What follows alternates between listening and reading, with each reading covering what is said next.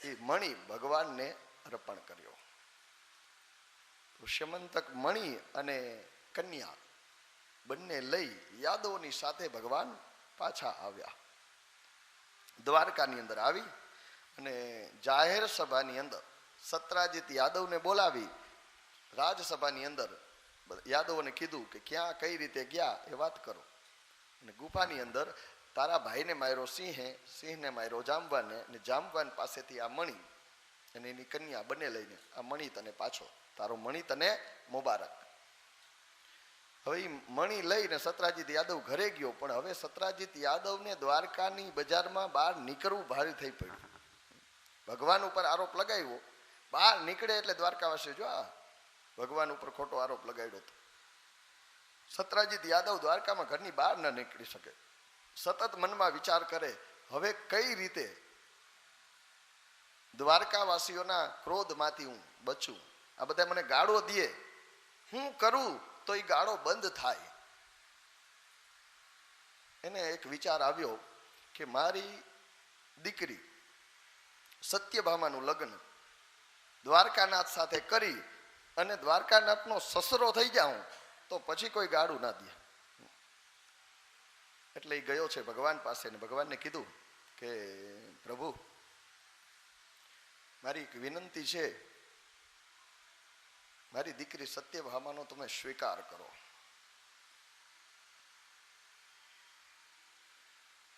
ભગવાને કીધું, મણીનો આડ તમે મારા ઉપર નાખ્યો અને એના કારણે જે થયું એનાથી બચવા માટે તમે આ કરો છો. કીધું ના ના ના. કીધું હા, મને એ કઈ વાંધો નથી, પણ તમારી દીકરીનું વેવિશાળ થઈ ગયું છે, સગાઈ થઈ ગઈ હતી, વાગદાન થઈ ગયું સત ધનવાની સાથે. બરોબર, સતત ધનવાની સાથે એનું શક પણ નક્કી થઈ ગયું હતું. કીધું ના ના, મારી દીકરી તમને ચાહે છે, મનથી તમને ભજે છે, અને મારી દીકરીની ઈચ્છા છે કે તમે એની સાથે લગ્ન કરો. તો ભગવાને કીધું એની ઈચ્છા હોય તો મને કઈ વાંધો નથી, બાકી તમે આ આડથી બચવા માટે તમે આ જે કર્યું કૃત્ય એનાથી છટકવા માટે કરતા હોય તો આપણે તો કે ના, મારી દીકરીની પણ ઈચ્છા છે, સત્યભામાની પણ ઈચ્છા હતી કે ભગવાનની સાથે લગ્ન કરે. એટલે ભગવાનના ત્રીજા લગ્ન, બીજા લગ્ન જામવતી સાથે થયા, ત્રીજા લગ્ન સત્યભામાની સાથે થયા. ધામધૂમથી માંડવે જાન આવે ને એ રીતે લગ્ન થયા. અને એ લગ્નની અંદર દાઈજામાં પેલો શ્યમંતક મણી વટની પૂજા કરે, વનને કંઈક દેવું પડે ને, લકી દે કે હાર દે, ચેન દે, એમાં મણી દે છે કૃષ્ણને. અને ભગવાન કૃષ્ણ ઊભા થઈ ગયા, મણી લઈને પાછો દીધો. કંકુને કન્યા ખપે, આ નહીં, આ જોઈ. કીધું હવે દુઃખ ના લગાડો, તેથી તમે માગ્યો તો મેં નહોતો દીધો, હવે હું દઉં છું અત્યારે લઈ લ્યો ને. કીધું નહીં સત્રાજીત, તેદી યાદ કર, તેદી મેં કીધું તું રાજકોષમાં જમા કરાવો, એનાથી રાજ્યના વિકાસના કામ થાય. આજે મને આ પર્સનલ મળે છે, મારા માટે મળે છે, કન્યાદાનમાં મળી, મારું મારે નથી જોતું. કીધું એક કામ કરો સત્રાજીત, કે હું તમને કન્યાદાનમાં આપું છું, દાઈજામાં આપું, એ તમે લઈ લ્યો, પછી તમે તમારા નામે રાજકોષમાં જમા કરાવી લ્યો ને, તમને મળી ગયો એ તમારો થયો, પછી તમે દ્વારકાના રાજકોષમાં દ્વારકાધીશ જમા કરાવે એ રીતે. ભગવાને હસીને કીધું, એ ન બને સત્રાજીત, હું જશોદાનો દીકરો છે, જે બીજાને જસ આપે, કોઈનો જસ લઈ ન લે, તો મારી માનું નામ લાજે. જસ આપે એ જશોદા, અને હું એનો લાલો, એનો છૈયો, એનો કનૈયો, હું ખોટો જસ ન લાવું. દઈ દીધો પાછો. ત્રીજા લગ્ન થયા. આગળના અધ્યાયમાં મણીએ ભાગ ભજવો છે. સંપત્તિ, સુવર્ણ કેવા કેવા માણસોને એની મતિ બગાડે છે, બુદ્ધિમાં થોડી વાર માટે વિકાર ઉત્પન્ન કરી દે. કૃતવર્મા અને અક્રૂરજીએ જઈને સતધનવાને ચડાવ્યો. બોલા તું કેવો છે, ક્ષત્રિય છે કે હું? પુરુષ છે, બંગડિયું પહેલે બંગડિયું. તારી આરે નક્કી થઈ ગયું તું, વ્યવસાય થઈ ગયું તું, અને ઈ કન્યાનું તોડીને તારા લગ્ન, તું તો એમ નમ રહ્યો ને. ક્ષત્રિય ખૂન ખોયલું નહીં તારું, તને કઈ થતું નથી. ઓલાને લાગી ગઈ, સાચી વાત છે. અક્રૂરજી ભક્ત હૃદય છે, ભગવાનના ભક્ત છે. કૃતવર્મા બે ચડાયું, ઓલો ચડી ગયો. રાત્રિના સમયે સત્રાજીત સૂતો તો મારી નાખ્યો. એને મારી અને કન્યા ન મળી, કઈ નહીં, આ મણી લઈ લીધો. શ્રીમંતે મણી લઈ અને નીકળી ગયો. હવે એ સમયે ભગવાન બહાર દ્વારકામાં નહોતા, એટલે તરત સમાચાર પહોંચાડવામાં આવ્યા કે દ્વારકામાં આવી ઘટના ઘટી ગઈ. અને એ પાછા સસરા વયા ગયા, એટલે જમાએ તરત આવવું પડે. તાત્કાલિક જ્યાં હતા ત્યાંથી ભગવાન પાછા આવ્યા, તપાસ કરવા માંડ્યા કે બન્યું કેમ, હત્યા થઈ. આ તો ઘોર કૃત્ય. સસરા ન હોય ને કોઈ સામાન્ય માણસને પણ, કે એ સમય એવો હતો કે પડકાર કર્યા સિવાય ઘા ના થાય. રથમાં બેઠો હોય ને નીચે હોય સામે વાળો, તો એની યારે યુદ્ધ ન થાય. આ તો આતતાયી પ્રવૃત્તિ છે. જેમ પેલા આપણે પહેલે વખતે જોયું, દ્રૌપદીના 5 દીકરાઓને માર્યા અશ્વત્થામાએ, એ પ્રવૃત્તિ આની કરી. નિંદરમાં ઊંઘમાં માર્યા, સુતાતા સત્રાજીતને મારી નાખ્યા, મણી લઈને ભાગ્યો. કૃષ્ણ પાછા આવ્યા, તપાસ કરવા માંડ્યા. પછી ઓલાને ડર લાગ્યો, સદ્ધનવાને, કે પકડાઈ જઈશ. સીસીટીવી કેમેરા નહોતા, પણ ખબર તો પડે ને તપાસ કરતા કે છેલ્લે સત્રાજીતને મળવા કોણ કોણ આવ્યું હતું, એના ઘર તરફ કોણ કોણ જાતું, કોક તો જોવે ને.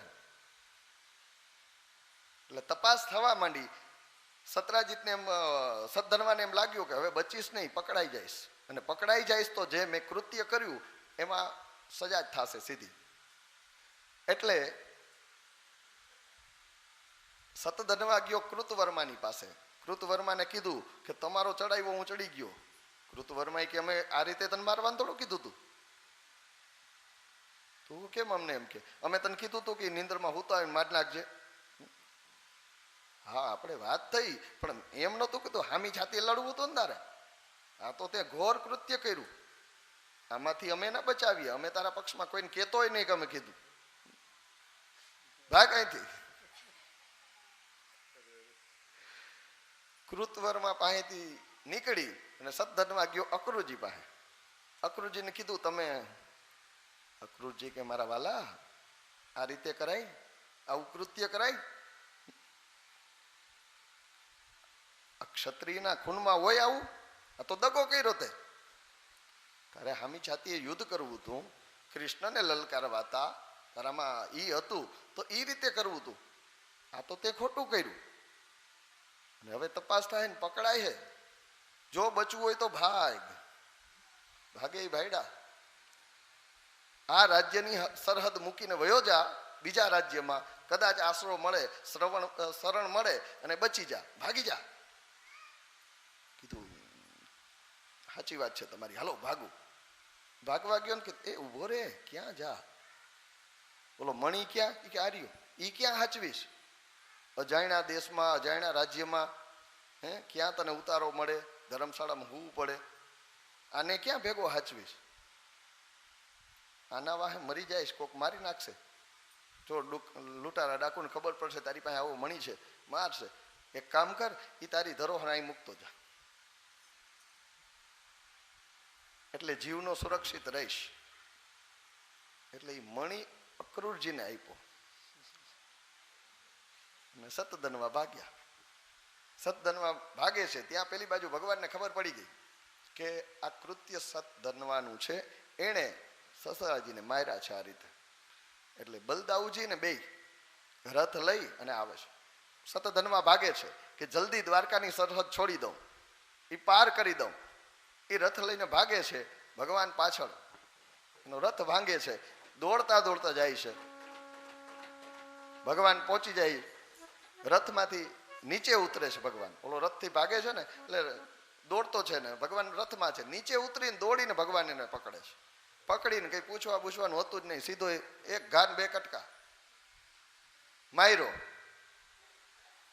તો આ ઘટના ઘટી થોડે દૂર સામે દાઉજી રથ ઉભો રાખ્યો એટલે દાઉજી ઉભા રહી ગયા ત્યાં. ભગવાન દોડીને એનો પીછો કર્યો, કારણ કે ઓલો દુશ્મન જે છે જેને પકડવો છે એ પગપાળા જાય છે એટલે. અને વાહ ભગવાને દૂર ઓલાને મારી અને પછી આમ બધું ફંફોર્યું.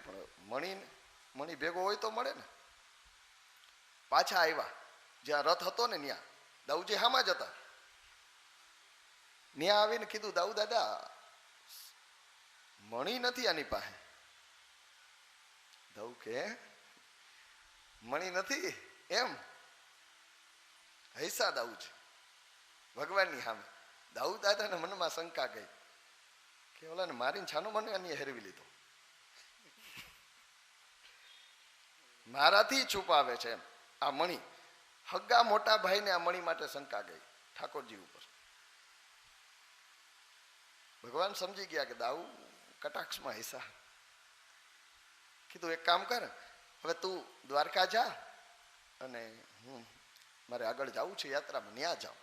એટલે દાઉજી રથ લઈને વયા ગયા. ભગવાન દ્વારકા આવ્યા. ઘરે આવ્યા, આવીને બેઠા ઢોલીએ. સત્યભામા પાણીનો લોટો લઈને આવ્યા.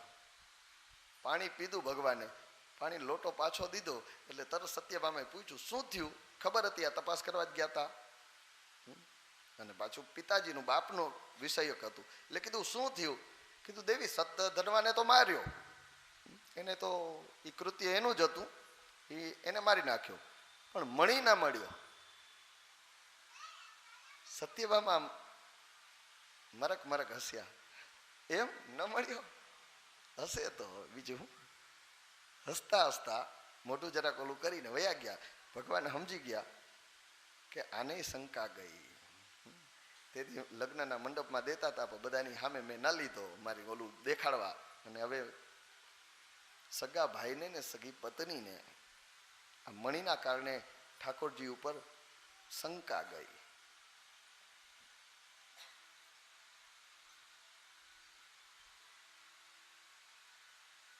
સમાજની અંદર ગમે એનું ગમે એ સારું કરો પણ ક્યારેક ને ક્યારેક આડ આવે. યહ નામુમકિન હે કે દુનિયા अपनी मस्ती छोड़ दे, यह नामुमकिन है कि दुनिया अपनी मस्ती छोड़ दे, इसलिए दिल तू ये बेकार बस्ती छोड़ दे. આરોપ આવે. રામાયણની અંદર પણ સીતાએ બાળકોને જન્મ જંગલમાં દેવો પડ્યો. સીતાને ઘોર જંગલમાં અમે પુત્રો જણાવ્યા છે, કૃષ્ણને ભીલના બાણે અમે પોતે હણાવ્યા છે, કલમ દૂજે કથા લખતા અમારી પાપ પોથીની, મહાત્મા સંત ગાંધીને અમે પોતે હણાવ્યા છે. ભગવાન ઉપર આ શંકા કોકને જાતી હોય તો તમારા મારા ઉપર જાય. માં હું દુનિયા દોરંગી છે થાય. જરાક તમે સફળતા જાઓ એટલે ફૂલના હાર પહેરાવે, ફૂલડા ઉડાડે, અને જરાક નિષ્ફળતા એ જાઓ ઈ માણસ તમારા ઉપર ધૂળ ઉડાડતા નહીં અચકાય. એટલે જાજો જમાનાનો ભરોસો કરવો નહીં. જગતને રાજી કરવાની કોશિશ ન કરવી, જગત પતિ રાજી થાય એ કોશિશ કરવી.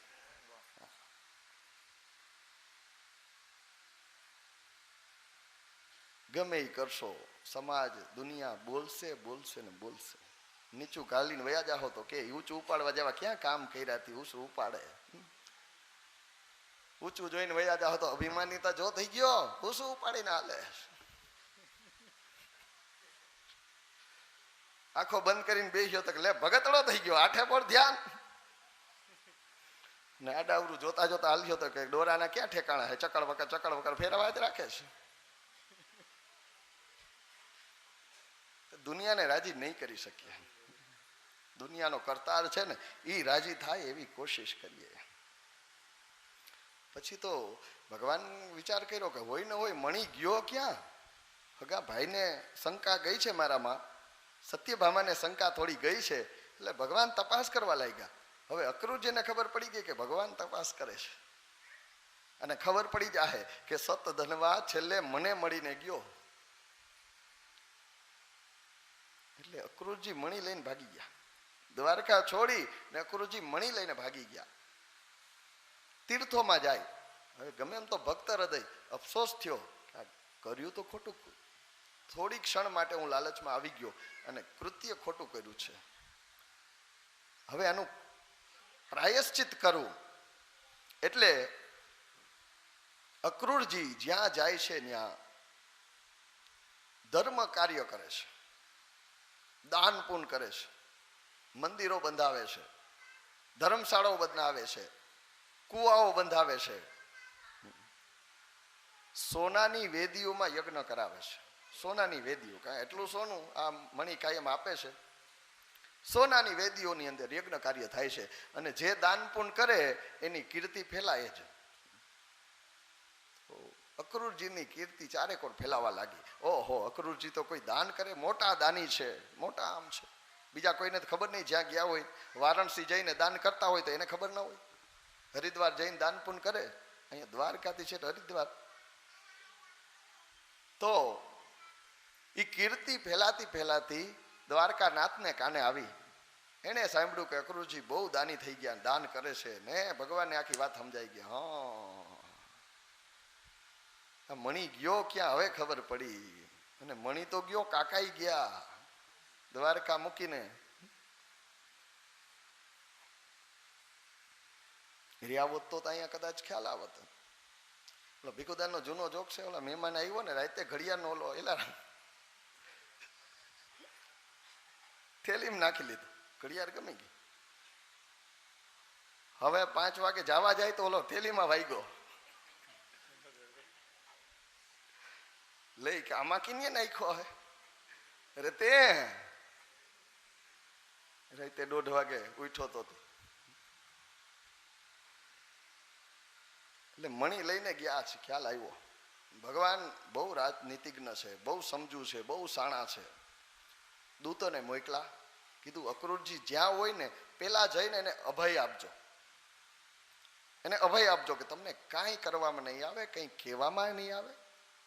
અને દ્વારકાનાથ તમને યાદ કરે છે. દ્વારકાનાથે વચન આપ્યું છે કે તમને અભય પ્રાપ્ત થાય છે અને તમે દ્વારકા પધારો પાછા. એટલે દૂતો ગયા છે, અક્રૂરજીને મળી અને અક્રૂરજીને લઈને પાછા આવ્યા. ભરી સભા, આખી સભા ભરી છે. દાઉજી બેઠા છે, બધા યાદવો બેઠા છે અને એની અંદર દૂતો અક્રૂરજીને લઈને આવે છે. અક્રૂરજી સામેથી આવે ને દ્વારકાનાથ ઊભા થઈ ગયા. પધારો પધારો કાકા પધારો.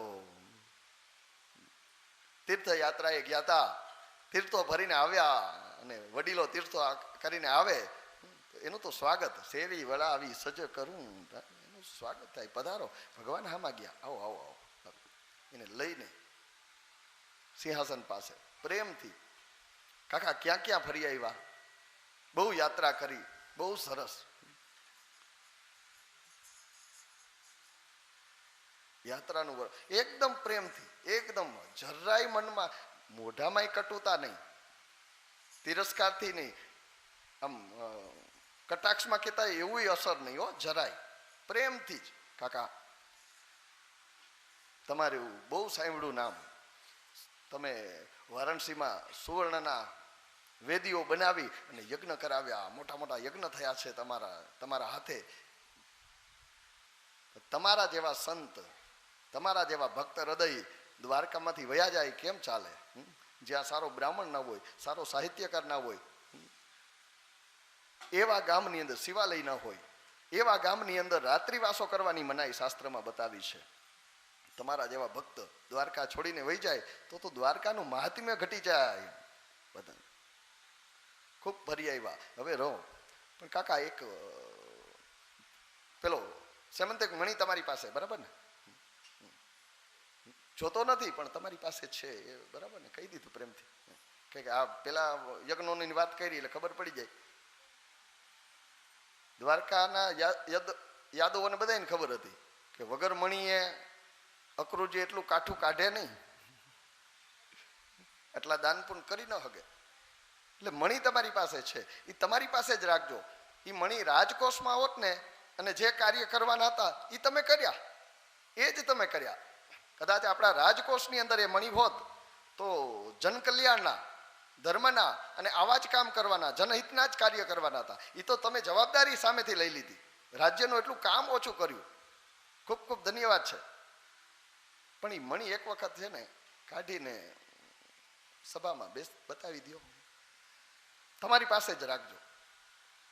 એટલે મણી કપડામાં વીટેલો મણી અક્રુજીએ કાઢીને બધાની સામે દીધો.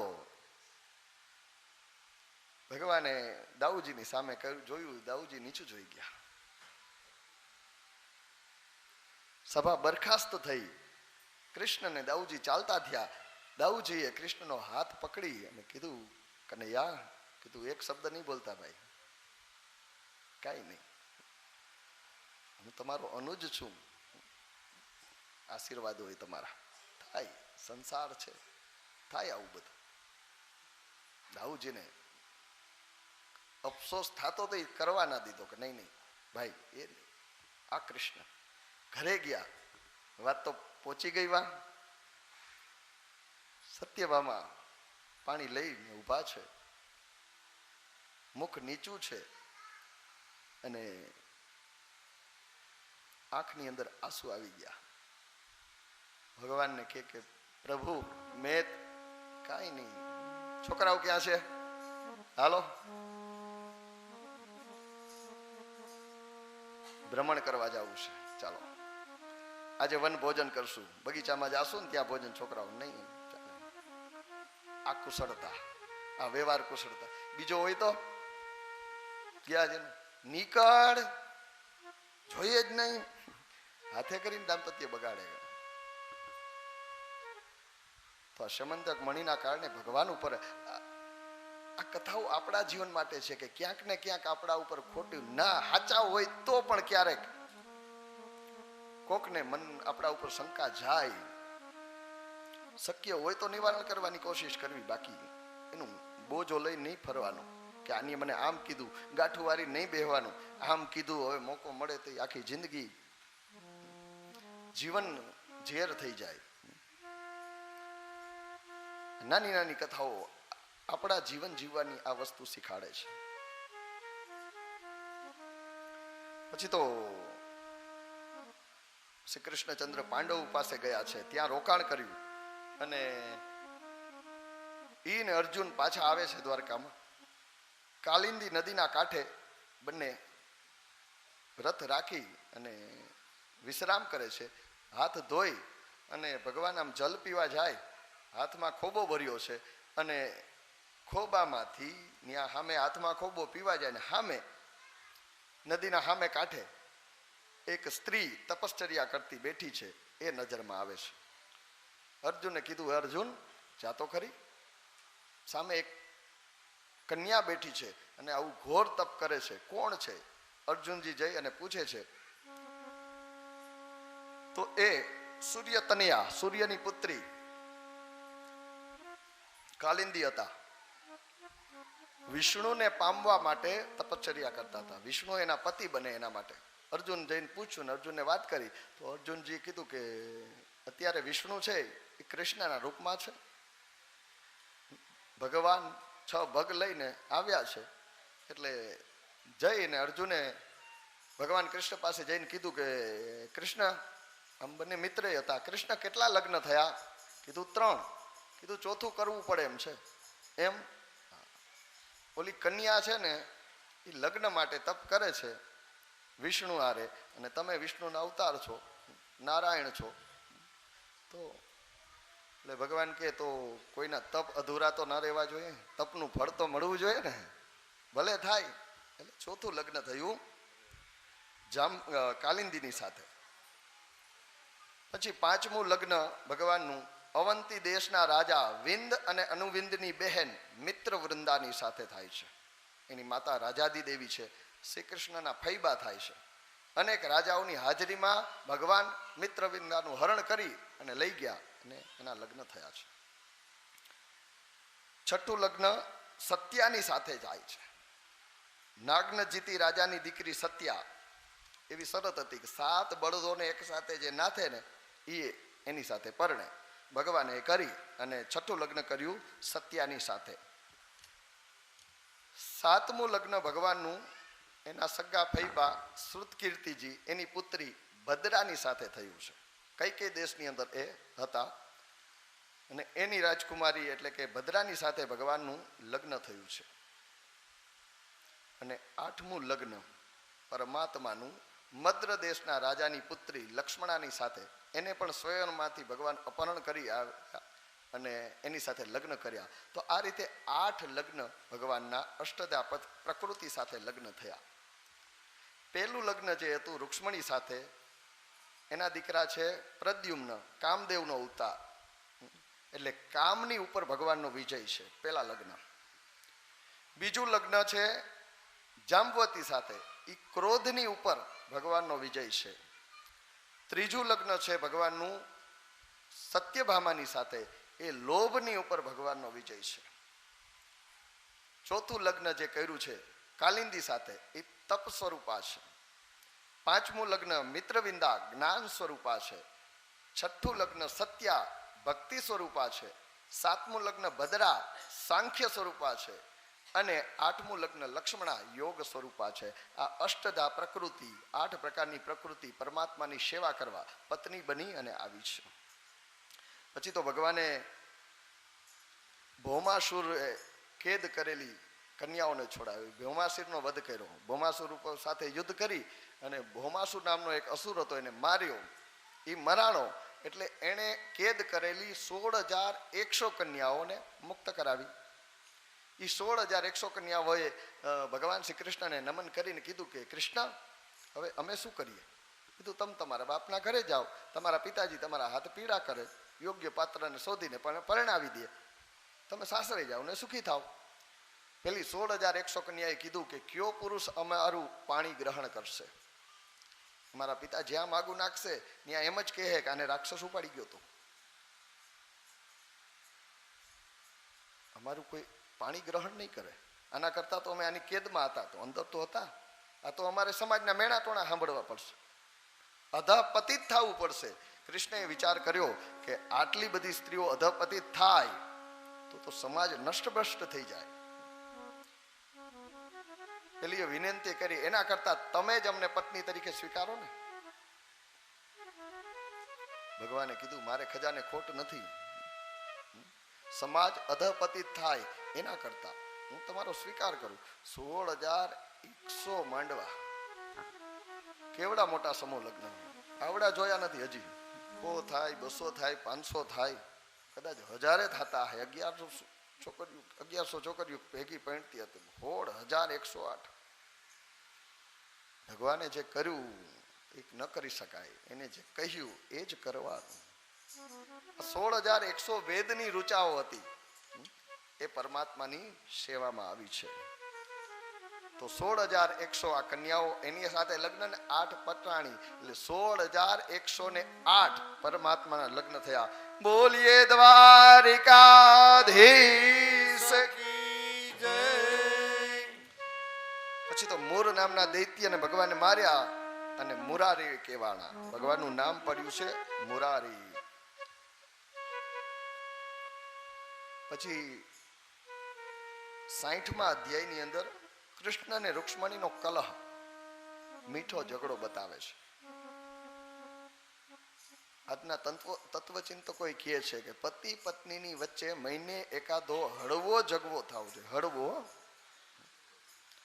હળવો ઝઘડો થવો જોઈએ, જેનાથી પ્રેમ વધે, એકબીજાનું વાત્સલ્ય વધે. પણ એ ઝઘડા કેવા હોય? 2 બકરા બાંધતા હોય છે, માથું નીચા કરીને આમ કરીને, હિંગડા આમ ઊંચા કરી, માથા આમ નીચા કરી અને દૂરથી આમ કરીને કતરાઈને આવતા. આપણે એમ થાય કે હમણાં 2 એકબીજાના ખોપડા ભટકાવી, બેયની ખોપડી કટકા થઈ જાય, કરચલિયું થઈ જાય. આમ જોરથી આવે અને હાવ પાસે આવે ને તો માંડવામાં 2 વેવાણું મળતી હોય ને, મીઠા ઝઘડા. તો અહીંયા પરમાત્માનો રૂક્ષ્મણીનો કલહ 60મા અધ્યાયમાં બતાવવામાં આવ્યો છે. ભગવાન એક દિવસ ભોગ આરોગી હિંડોરે ઝૂલે છે, પાનનું બીડું લઈ એ મુખમાં પધરાવ્યું છે માં રૂક્ષ્મણી ચામર ઢોળે છે અને એ ઢોળતા ઢોળતા માં રૂક્ષ્મણીના મનમાં વિચાર આવ્યો કે હું મુખ્ય પટરાણી, 8 પટરાણીમાં હું બેન. એક ચિઠ્ઠીની ચબરખી લખી તો દોડતા આવ્યા, મારે આધીન છે. ભગવાને વિચાર કર્યો કે રૂક્ષ્મણીને જરાક થોડો એવો અહંકાર આવે એટલે ભગવાને કીધું કે દેવી એક વાત પૂછું, તું પૂછો. શિશુપાલ જેવા રાજા એ તમને પરણવા માટે આવ્યા હતા. હું તો રાજગાદી ઉપર હું બેહી નાખું, યદુવંશને શ્રાપ છે એટલે રાજગાદી ન કહ્યું. એટલે રાજા તમને પરણવા આવતા, તમે એને છોડીને મારી હારે કેમ પરણ્યા? મને તો લોકો ગાળો દે, 2 બાપનો 2 માનો, મારું તો ખાનદાન નક્કી નહીં. રણ છોડીને ભાગ્યો, કાયર કહેવા, સમુદ્રને શરણે આવીને રહ્યો. તમને એવું નથી લાગતું ને કે આવેશમાં આવીને ઉતાવળમાં તમે પગલું ભરી લીધું? એવું કઈ નથી ને. જો એવું કઈ હોય તો હજી તો રૂક્ષ્મણીજીને ચક્કર આવવા માંડ્યા. ભગવાન ત્યાગ કરશે એ વિચાર માત્રથી માતાને બેસુદ થઈ ગયા. ભગવાને ચતુર્ભુજ રૂપ ધારણ કર્યું. ક્યારેક ક્યારેક દ્વારકામાં ચતુર્ભુજ, આજે પણ ચતુર્ભુજ રૂપે જ છે દ્વારકામાં. તો વ્રજની અંદર ક્યારેય ચતુર્ભુજ નથી થયા, પણ દ્વારકામાં ક્યારેક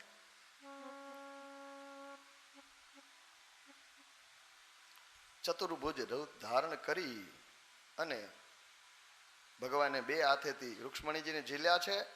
એક હાથેથી ઓલો ચામર જે હતો પંખો ઈ નાખે છે, એક હાથેથી વાળ જે આડા આવ્યા એને ઓલું કરીને કહે છે, દેવી જાગો, હું તમારો ત્યાગ ન કરું, હું તો મજાક કરું, મસ્કરી કરું.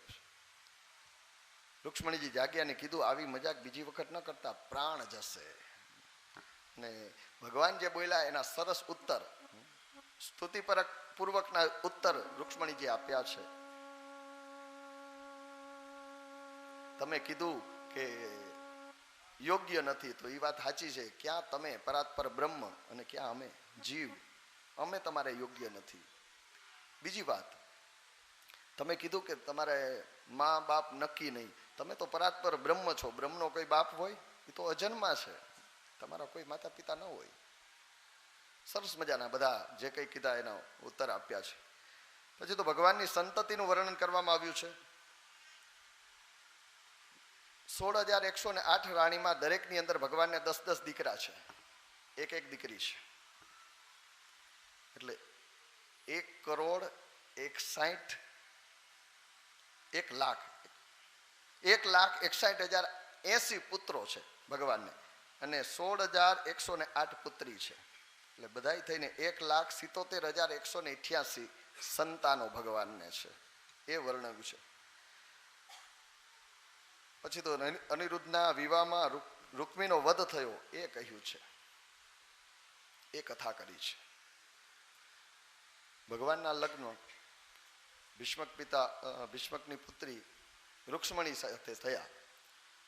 હવે એનો દીકરો રૂક્મી, એની દીકરી પ્રદ્યુમ્નજી એની દીકરીને પરણ્યા, એ અપહરણ કરી આવ્યા હતા. અને પછી પ્રદ્યુમ્નજીનો દીકરો અનિરુદ્ધ, એના લગ્ન રૂક્મીના દીકરાના દીકરા એટલે પૌત્રી સાથે થયા. પણ આ છે ને માગું નાખી થયેલી, જાન લઈને ગયા હતા.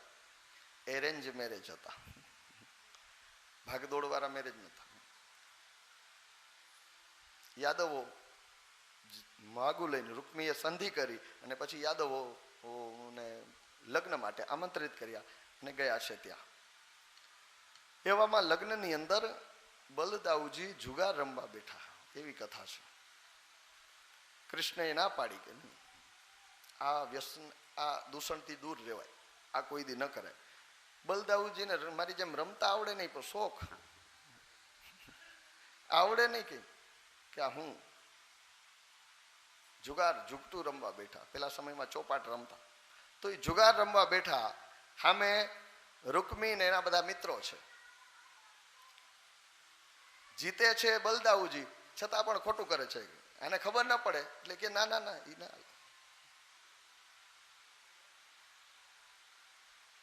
જેને રમતા ના આવડતું હોય, 3 રાજા આવે તો કે ના ના 3 ગુલામ એ જ મોટા કહેવાય, તો એને માનવું પડે ને. આવડે નહીં તો પછી શું કરવું?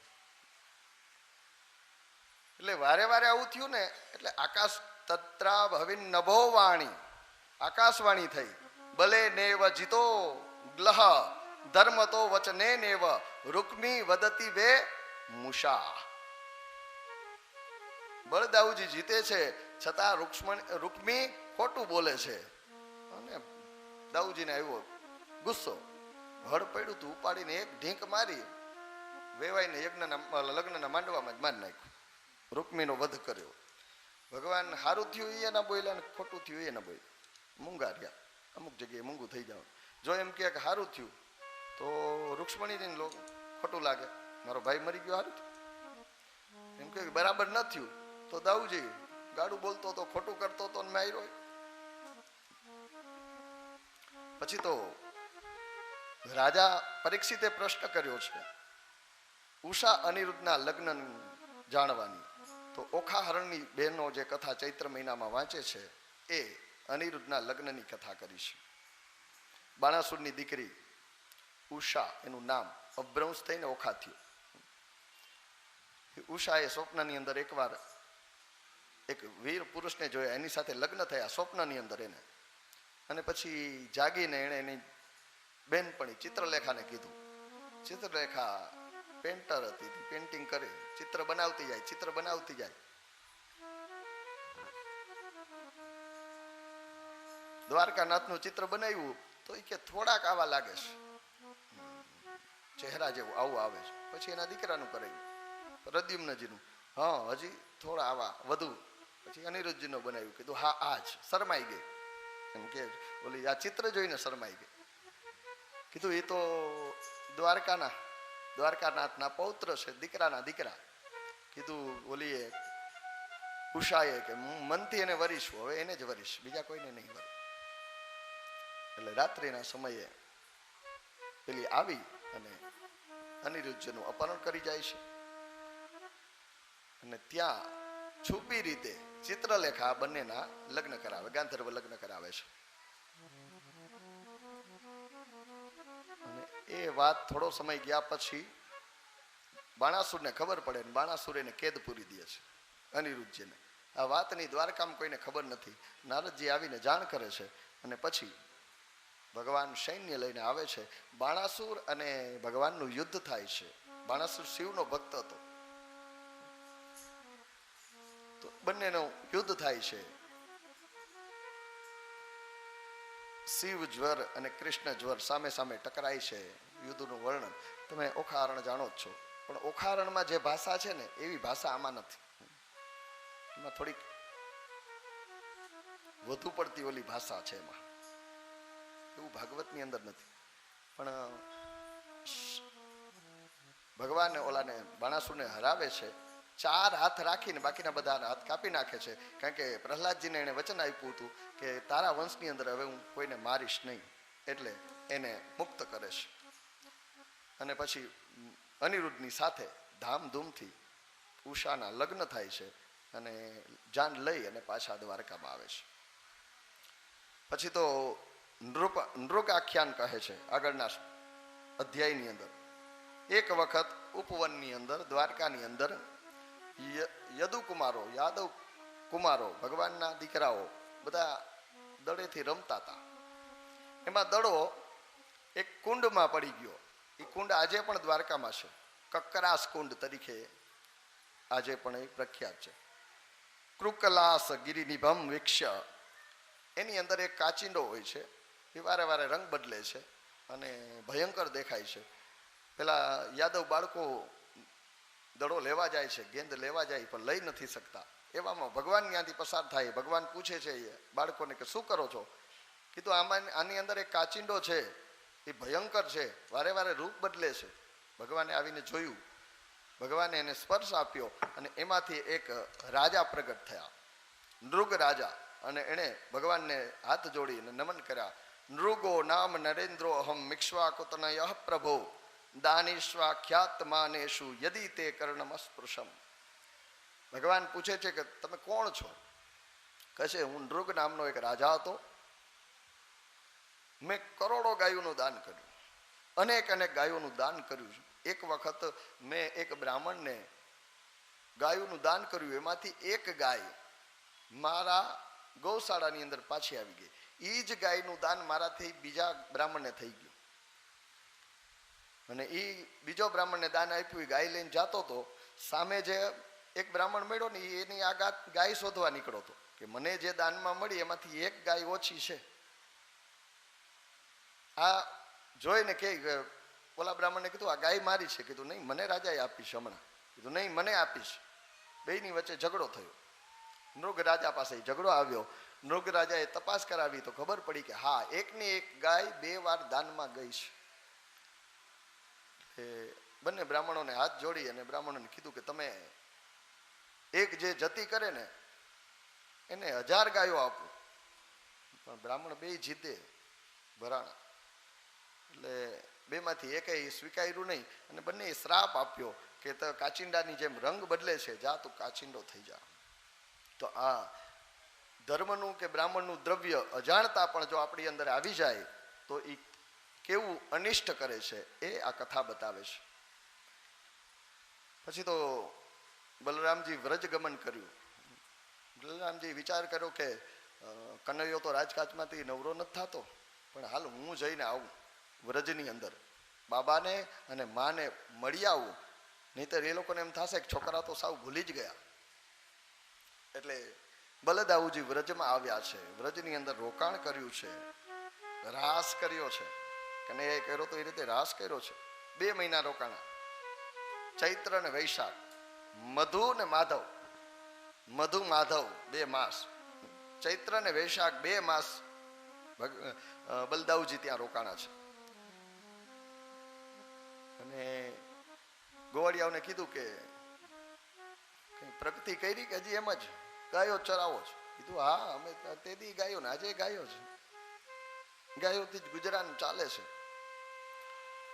બલદાવજી કે ખેતી બેતી કરીએ, જમીન જમીન ફળદ્રુપ છે, એની અંદર બીજ વાવીએ, એક બીજ વાવીએ એનું અનેક પરમાત્માની કૃપાથી મળે છે, ખેતી કરવી જોઈએ. એટલે ખેતી તો કરીએ, પણ પાણી યમુનાજી તો દૂર છે. કીધું તો યમુનાજી દૂર હોય તો નજીક બોલાવીએ. એટલે બલદાવજી આજ્ઞા કરી યમુનાજીને કે આ બ્રજમાં અંદર આવીને વહો. યમુનાજી ના પાડી. બલદાવજીને ગુસ્સો આવ્યો અને હળ ભરાવી અને યમુનાજીને ખેંચ્યા છે. ટૂંકમાં નહેર પદ્ધતિ ત્યારથી ચાલુ થઈ, ઇરિગેશન સિસ્ટમ. નહેર પદ્ધતિ બલદાવજીના કહેવાથી એ પ્રમાણે ચાલુ થઈ અને ત્યારથી પછી ધીરે ધીરે કૃષિ ખેતી કરતા થયા, પાક ઉત્પન્ન કરતા થયા અને સમૃદ્ધિ વધી છે. પછી તો પુંડરકનો ભગવાન નાશ કરે છે, કાશીરાજનો ઉદ્ધાર કરે છે, દક્ષિણાગ્નિમાં કૃત્યાનો નાશ કરે છે, સુદર્શન ચક્ર વડે કાશીનું દહન કરે છે. એ બધી કથા કહી છે. દ્વિવિધ નામનો એક વાનર હતો, એ વાનરને બલદાવજીએ માર્યો, એ કથા કહેવામાં આવી છે. અને 68મા અધ્યાયની અંદર ભગવાન કૃષ્ણ અને જાંબવતીનો પુત્ર શાંબ હસ્તિનાપુરમાં દુર્યોધનની પુત્રી લક્ષ્મણાનું સ્વયંવર હતું, એની અંદર ગયા અને એને અપહરણ કરવા ગયો. બાપુજી કરે તો આપણે કરીએ, પિતાશ્રીએ જાજા અપહરણ કર્યા, આપણે કરી કરવા ગયો, પણ કાચો પડ્યો, પકડાઈ ગયો. ઓલા કૌરવોએ પકડી ને પૂરી દીધો. હવે સ્વયંવરમાં ગયો, અપહરણ કરવા ગયો, કોઈને ખબર જ નથી. ભગવાન જેમ કુંડિનપુર ગયા હતા કાલે, કોઈને ખબર જ નહોતી. બલદાવજી સવારે તપાસ કરીને ખબર પડી, બાકી કીધા વગરના ભાગી ગયા હતા. એ તો પરંપરામાં જ છે, કીધા વગરનું ભાગી જાવ એટલે ભાગી. હસ્તિનાપુરમાં ગયો, પણ કૌરવો એને પકડી અને કારાગૃહની અંદર બંદીખાને પૂરી દીધો. હવે અહીંયા દ્વારકામાં કોઈને ખબર જ નથી. નારદજી આવ્યા, આવીને ભગવાનને કીધું કે ભગવાન કેમ બધું ક્ષેમ કુશળ? કીધું હા, તમારા જેવા સંતોના આશીર્વાદથી કુશળ છે. કીધું ભગવાન મારે તમારા બધા પરિવારજનોને મળવું છે. કીધું હા, એક એકને બોલાવો, એક એકની સાથે મુલાકાત કરવી છે. ભગવાન સમજી ગયા દાળમાં કંઈક કાળું છે. નારદજીને કીધું સાચી હકીકત હોય કયો ને શું છે. કીધું જાંબવતીનો પુત્ર શાંબ ક્યાં? તપાસ કરી ક્યાંય ન મળ્યું. તો એ નથી. ક્યાં છે હવે એ કહી દો. કીધું હસ્તિનાપુરમાં કૌરવો એને કેદ કર્યો છે. કેમ? તો કે દુર્યોધનની દીકરીનું અપહરણ કરવા ગયો અને પકડાઈ ગયો છે. એટલે ભગવાન યુદ્ધ કરવા તૈયાર થયા કે ચાલો જઈ અને યુદ્ધ કરી અને એની પાસે લઈ આવીએ. પણ દાઉજી કીધું ના ના ના ના ના, યુદ્ધની જરૂર નથી. દુર્યોધન મારો શિષ્ય છે, મારી પાસે ગદા યુદ્ધ શીખો છે. હું હમણાં જાઉં દુર્યોધનને કહું એટલે આપી છોડી મૂકશે. આપણે યુદ્ધની જરૂર નથી. બલદાઉજીને દુર્યોધન ઉપર થોડોક હેત હતો, પ્રેમ હતો. એટલે એને કીધું હું હમણાં જઈને કહું. બલદાઉજી આવ્યા છે. હસ્તિનાપુરમાં આવી અને કીધું કે અમારા દીકરાને તમે કેદ કર્યો છે, સાંભને છોડી મૂકો. દુર્યોધન ગુરુ મર્યાદા ભૂલી ગયો. દુર્યોધન તો હતો જ એવો. એટલે એલ ફેલ બોલવા લાગ્યો, નથી છોડવો. તમે શું સમજો છો યાદવો? ગમે ત્યારે ગમે એની દીકરીને ઉપાડી જાઓ, અપહરણ કરી જાશો. અમે ક્ષત્રિય છીએ. એમ યાદવો તમે વધુ છો તો એવું નહીં સમજતા કે તમારા મનમાં જે આવે એ તમે કરી શકશો. બલદેવજી એ કોની સામે બોલસ? તારો ગુરુ છે. તો ગુરુ હોય તો ભલે હોય, મારી દીકરીનું અપહરણ કરવા હું મૂકું એ નહીં છોડું એને. અને બલદાઉજી ગુસ્સે થયા. હળ ભરાયું હસ્તિનાપુરનું. હસ્તિનાપુરની અંદર આમ ભરાવીને ઊંચું પાડ્યું. ઓલી બેનો તાવડીમાંથી રોટલો ઉપાડે ને તવીથી ઉપાડીને આમ ઊંધું નાખે ને ગંગામાં, એટલે પૂરું કરી દે. ભીષ્મએ જઈને સમજાવ્યા કે આ શેષનો અવતાર છે, આખી પૃથ્વી એના ઉપર છે. માથું બનાવે ને તો પૃથ્વી જાય એઠી. આ તારું હસ્તિનાપુર હું જીક જીલવાનું છે. ને આવા વેવાઈ મળતા હોય ને તો કરી લેવાય. આવો વેવાઈ ગોતવા જાય ક્યાં મળીએ તને? જા માફી માગ. એટલે દુર્યોધન જઈને માફી માગી અને કીધું મારી ભૂલ થઈ, હવે હું તમારા છોકરાને છોડી દઉં. દાઉજી કે હવે છોડી દે ને છોરી દે. ખાલી છોડી દે નહીં, છોડી દે ને તારી છોરી દે ને. એટલે સાંભને અને એની દુર્યોધનની દીકરી લક્ષ્મણાના લગ્ન કરીને લઈ આવ્યા છે. પછી તો નારદજી ભગવાનના ગૃહસ્થાશ્રમનો દર્શન કરવા આવ્યા કે આ ભગવાન 16,108 રાણીઓ છે, તો આ બધાને કેમ સાચવતા હે? સંસારીઓ તો 2-3 હોય એમાં કંટાળી જાય, તો ભગવાન પાસે એટલું છે. ચાલો જઈને જોઉં. એક એકના મહેલે ભગવાન જાય છે. એક એકના મહેલે નારદજી જાય છે. ભગવાન બધી જગ્યાએ છે. ક્યાંક બ્રહ્મમુહૂર્તની અંદર ધ્યાન કરે છે, ક્યાંક સંધ્યા પૂજા કરે છે, ક્યાંક દાન કરે છે, ક્યાંક બાળકોની સાથે બેસીને એને સંસ્કાર સિંચનથી વાતો કરે છે, ક્યાંક પત્નીની સાથે બેસીને ઘરકામમાં હાથ બતાવે છે. તો નારદજીએ ભગવાનનો આખા દિવસનું બધે સંસાર જે છે એનું બધાનું નિરીક્ષણ કર્યું.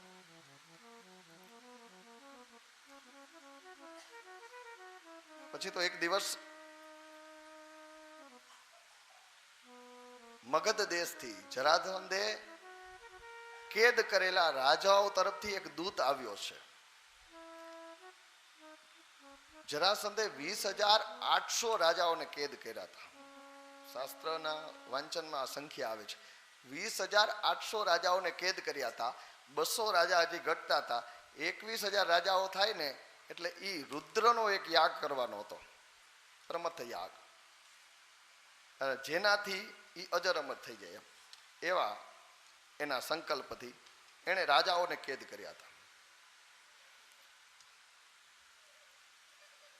એનો એક દૂત આવ્યો અને ભગવાનને સભાની અંદર આવીને કહે છે કે હું મગધ રાજા જરાસંધે કેદ કરેલા બધા રાજાઓનો દૂત થઈને આવ્યો છું. એ બધા રાજાઓએ તમને વિનંતી કરી છે કે મગધ રાજ જરાસંધે અન્યાયપૂર્વક અમારું રાજ હડપી લીધું છે અને અમને અહીં કેદ કર્યા છે. અમને તમે આ ઓલામાંથી છોડાવો. પરમાત્માનો અવતાર ભગવાન અમે જાણીએ છીએ કે ભગવાનનો અવતાર દુષ્ટોના દમન માટે થયો છે. અમે પરમાત્માના શરણે છીએ, વિનંતી કરીએ છીએ કે હે પરમાત્મા અમને બચાવો. એ જ સમયે ઇન્દ્રપ્રસ્થથી પાંડવોનો દૂત આવ્યો છે અને રાજસુ યજ્ઞનું આમંત્રણ આપે છે. બે આમંત્રણ એક સાથે ભેગા થયા. હવે વિચાર કર્યો, બંને જગ્યાએથી આમંત્રણ આવ્યા, શું કરવું, ક્યાં આમંત્રણને પહેલા માન આપવું. જો મગધના રાજાની યારે યુદ્ધ કરવા જાય તો અહીં રાજસુ યજ્ઞ પૂરો થઈ જાય, ને જો રાજસુ યજ્ઞ કરે તો રાજાઓને એમ થાય કે અમે ભગવાનને આહવાન કર્યું પણ આવતા તો નથી, એની ધીરજ ખૂટતી જાય છે. એટલે ભગવાને સભાની અંદર વાત કરી કે શું કરવું જોઈએ. એમાં ઉદ્ધવજીએ સૂચન કર્યું છે. ઉદ્ધવ જ્ઞાની છે ને, બૃહસ્પતિના શિષ્ય છે. ઉદ્ધવજીએ કીધું કે પ્રભુ એક કામ કરો ને, પેલા રાજસુ યજ્ઞમાં જાય. જે રાજસુ યજ્ઞ કરે એને બધી દિશા જીતવાની હોય, બધા રાજાને જીતવાના હોય. એની અંદર જરાસંધને જીતી લે, તમે એમાં મદદ કરજો. પાંડવોને મદદ કરીને પાંડવો જરાસંધને જીતે, યશ ભલે પાંડવોને મળે, આપણું તો કાર્ય થઈ જાય, આપણે રાજસુ યજ્ઞમાં હાજરી થઈ જાય અને પેલા રાજાઓને પણ મુક્ત કરી શકશું. ભગવાનને આ મત ગમ્યો, સ્વીકાર્યો. બધી જગ્યાએ આપણો જ કક્કો સાચો ન કરાય, હું કહું એ સાચું, કોકનું સંભળાય. હા, આ કથા એમ કહે છે, આપણે ભલે સર્વેસ્વ હોય પણ કોક કહેતું હોય વાત સંભળાય, વિચારાય, યોગ્ય લાગે તો જીવનમાં ઉતારાય. આ કથા એવો સંદેશો આપે. પછી તો ભગવાન દરરોજ 13,084 ગાયોનું દાન કરતા, દરરોજ ભગવાન. ઉદ્ધવજીના મત પ્રમાણે પછી તો બધા ઇન્દ્રપ્રસ્થ ગયા છે. પ્રદ્યુમ્નજીને દ્વારકાની રક્ષા સોંપી અને સપરિવાર બધી રાણીઓને પરિવાર સાથે ભગવાન ત્યાં ગયા છે. પાંડવોના રાજસૂય યજ્ઞની અંદર જઈ અને જે કંઈ કાર્ય હોય એ કરે છે. પાંડવો બધી દિશામાં ગયા છે, ચારેય ભાઈઓ ચારેય દિશામાં ગયા છે, બધા રાજાને જીતીને આવ્યા છે. પણ અંતે સમાચાર આવે છે કે જરાસંધ એક નથી જીતાણો, બાકી બધાના રાજાને જીતી એની પાસેથી દ્રવ્ય લઈ રાજસુ યજ્ઞ માટે અને આવ્યા છે. એટલે જરાસંધને જીતવા માટે ભગવાને કીધું કે ભીમસેન, અર્જુનને હું આપણે ત્રણેય જઈએ એની પાસે યુદ્ધ માગી અને એને મારીએ. એટલે ભીમસેન, ભગવાન શ્રી કૃષ્ણચંદ્ર અને અર્જુન બ્રાહ્મણનું રૂપ લઈ અને જાય છે. જરાસંધ દાની હતો, સવારમાં પોરમાં જે બ્રાહ્મણો માગે એ દાન આપતો, આવો દાની હતો. એટલે બ્રાહ્મણનું સ્વરૂપ ધારણ કરી અને ગયા છે અને જઈ અને યુદ્ધ માગ્યું છે. માગવાનું કીધું તો આ લોકો યુદ્ધ માગ્યું. એટલે જરાસંધ સમજી ગયો કે બ્રાહ્મણ કોઈ દી યુદ્ધ ના માગે, દાન પુણ્યમાં બીજી વસ્તુ માગે, યુદ્ધ નહીં. લાડવા માગે, યુદ્ધ ના માગે. આપણા બાપ દાદા લાડવા હાટું જ દઈ દીધા બધા. આમ 21 વાર નક્ષત્રી કરી હતી પૃથ્વી, આપણી પાસે જ રાજ હતું. પરાક્રમી જતા વડવાઓ, પણ નહીં, તમે રાજ કરો, અમને લાડવા ખવડાવજો, નમન કરીને લાડવા દેજો. એટલે યુદ્ધ માગ્યું. કીધું તું યુદ્ધ માગે એ બ્રાહ્મણ ન હોય, કોણ છો તમે, સાચી ઓળખાણ આપો. એટલે ભગવાને કીધું હું દ્વારકાનાથ, આ કુંતી પુત્ર ભીમ અને આ અર્જુન. કીધું તમે માગ્યું છે, બ્રાહ્મણ થઈને માગ્યું છે એટલે ના તો નહીં પાડું, દ્વંદ્વ યુદ્ધ તમને આપીશ, પણ કોને સાથે યુદ્ધ કરવું ને એવું નક્કી કરીશ.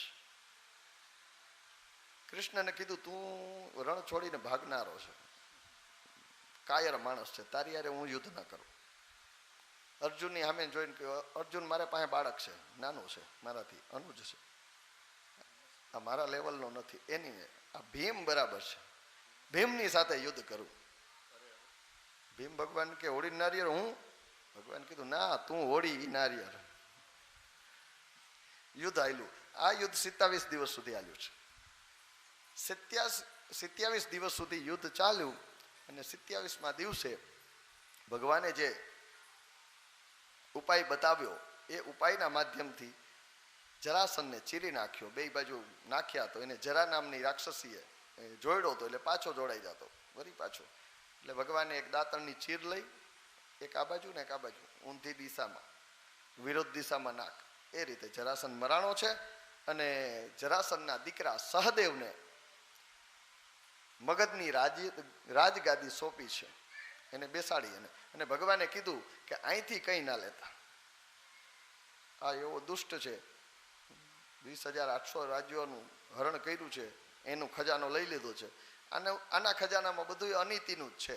અહીંથી કોઈ લેતા જ નહીં. કંઈ રાજસુ યજ્ઞ માટે જે જોઈએ એ બધું મળી ગયું છે. હવે આપણે અહીંથી કંઈ લેવાની જરૂર નથી. પણ ભીમસેનનું મન પેલા મુગટમાં હતું, પહેલે દે કીધું બીજે દિવસ એ પ્રમાણે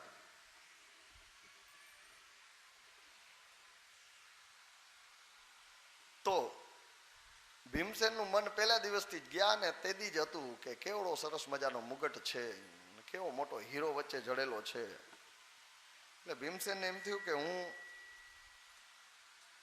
27 દિવસ સુધી માર મેં ખાધા, તોલો પહેલવાન જ હતો, એટલે કંઈક તો મારે લેવું ને, આ મારી મહેનતનું ફળ. એટલે એણે છાનો મનો મુગટ લઈ લીધો અને એ મુગટ પાંડવોના રાજકોષની અંદર હતો. અને એ મુગટ પરીક્ષિતના હાથમાં આવ્યો અને એના ઉપર કલી સવાર થયો. પછી તો જેલમાંથી છૂટેલા રાજાઓએ ભગવાનની સ્તુતિ કરી છે. આપણે સરસ મજાનો એક શ્લોક બોલીએ, જગ પ્રચલિત છે, ઘણાને આવડતો છે. એ આ રાજાઓની સ્તુતિનો છે. કૃષ્ણાય વાસુદેવાય હરયે પરમાત્મને પ્રણત ક્લેશનાશાય ગોવિંદાય નમો નમઃ. આ બહુ પ્રચલિત શ્લોક છે, ઘણાને આવડતો હોય. પણ આ જરાસનની કેદમાંથી છૂટેલા રાજાઓએ ભગવાનની સ્તુતિ કરી 9 શ્લોકની અંદર, એમાંનો આ છેલ્લો શ્લોક હતો. પછી તો ભગવાન પાછા ઇન્દ્રપ્રસ્થ આવ્યા. ઇન્દ્રપ્રસ્થ આવી અને બધું કામકાજ સંભાળ્યું, બધાને સોંપવામાં આવ્યું વિવિધ ઓલું. ભીમસેનને રસોડા વિભાગ સોંપવો, સહદેવને પૂજા વિભાગ સોંપવામાં આવ્યો છે, અર્જુનને બીજો વિભાગ સોંપવામાં આવ્યો. કીધું દુર્યોધનને હું સોંપવું, આમંત્રણ છે અને ભાઈ છે, ભલે કુટુંબી છે પણ ભાઈ તો છે ને, કાકાનો દીકરો ભાઈ તો, બાપાનો દીકરો ભાઈ તો છે ને. એટલે એને ભગવાને કીધું એને રાજકોષ સોંપો, ખજાનો એને સોંપો. ભીમે કીધું અડધા યજ્ઞમાં ખાલી થઈ જાય, તળિયા જાટક ખજાનો. કીધું ભીમભાઈ આ એના હાથમાં પદ્મ છે, એ જેટલું દેહે ને એથી ડબલ પાછું ખજાનામાં આવશે. એટલે એને કોષાધ્યક્ષ બનાવ્યો, ખજાનો એને હોઈપો. કોઈ લોયો આવે પૂજા માટે 500 સોના મોર જોઈએ છે, 1500 દે.